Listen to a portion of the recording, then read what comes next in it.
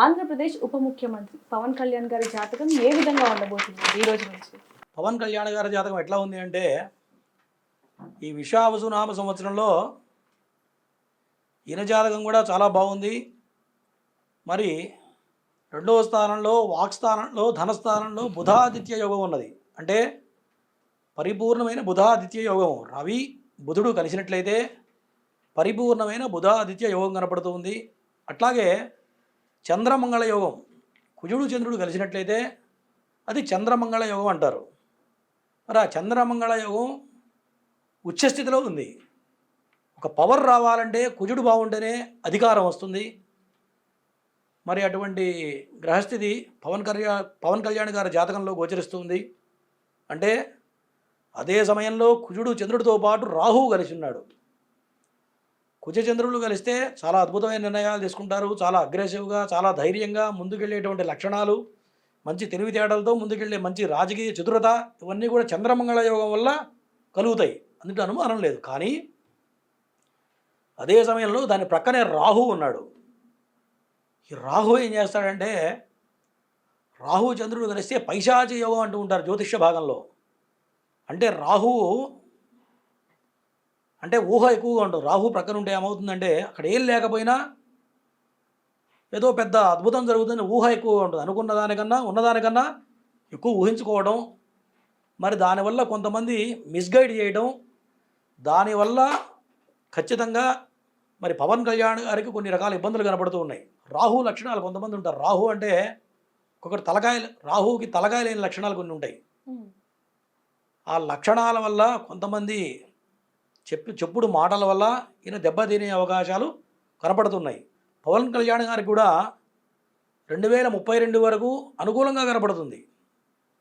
కానీ ఇదే సమయంలో గోచార రీత్యా కొంత శని ప్రభావం బలంగా ఉంది.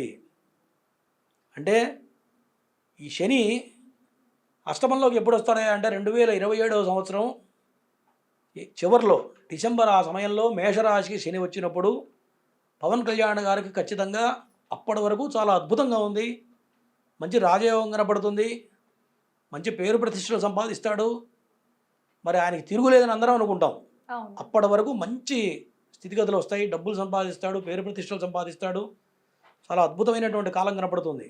కానీ 2027వ సంవత్సరంలో ఎప్పుడైతే అష్టమంలో శని వస్తాడో ఆ సమయంలో మరి ఎలక్షన్ టైంకి నాకు తెలిసి ఎలక్షన్ ఎప్పుడు వస్తుందమ్మా? 2029. అవునండి, 2029. అక్కడి నుంచి ఆ 2 సంవత్సరాలు కొంత క్రిటికల్. ఆ టైంలో కొంత అనుకున్న దానికన్నా కొంత దెబ్బతినే అవకాశం కనపడుతుంది. అంటే రాహు దోషప్రదంగా ఉన్నాడని చెప్పాం. చెప్పుడు మాటల వల్ల ఆయన ఖచ్చితంగా దెబ్బతింటాడు. కొంత ఊహ ఏదో జరుగుతుంది, ఏదో చేయబోతున్నాను ఆయన కొంత ఊహ అనేది ప్రక్క నుంచే వస్తూ ఉంటుంది. రాహు ఛాయాగ్రహం ఎప్పుడైనా సరే. అంటే ఏమి లేకపోయినా అక్కడ ఏదో ఉన్నట్టు ఊహించుకుంటూ ఉంటారు, దానివల్ల దెబ్బతింటారు. అందుట్లో అనుమానం లేదు. ఈ విషయంలో మాత్రం కొంత పవన్ కళ్యాణ్ గారు జాగ్రత్తగా ఉండాలి. ఏది ఏమైనా మరి 2027 వరకు అనుకూలంగా ఉంది. 2027 తర్వాత 2030 వరకు కొంత వ్యతిరేకంగా కనపడుతుంది. ఆ సమయంలో ఒకటి అనుకుంటే ఒకటి జరిగే అవకాశాలు కనపడుతున్నాయి. ఆరోగ్యపరంగా కొన్ని ప్రమాదాలు జరిగే అవకాశం కనపడుతుంది. పవన్ కళ్యాణ్ గారి జాతకంలో ఆ విషయంలో చాలా జాగ్రత్తగా ఉండాలి ఖచ్చితంగా. ఇందాక మనం చెప్పుకున్నట్టుగా శని ప్రభావం అనేది వాళ్ళ యొక్క పాప కర్మలను బట్టి, పాప పుణ్యాలను బట్టి ఆ శని సమయంలో మంచి చెడులు జరుగుతాయి. కాబట్టి ఈ విధంగా కనపడుతుంది పవన్ కళ్యాణ్ గారి జాతకం. ఆయనకి మరి ఆరోగ్యపరంగా ఏ విధంగా ఉండబోతుంది గురుగారు? అనుకోని ప్రమాదాలు గురించి కూడా మీరు చెప్పడం జరిగింది. మరి అలాంటివి ఏమి కూడా ఉండకుండా సక్రమంగా ఉండాలి అంటే ఎలాంటి పరిహారాలు చేయాలి అంటారు? ఎప్పుడైనా సరే ఒక రాజకీయ పదవుల్లో ఉన్నవాళ్ళు పూజలు చేస్తే ఫలితాలు రావు.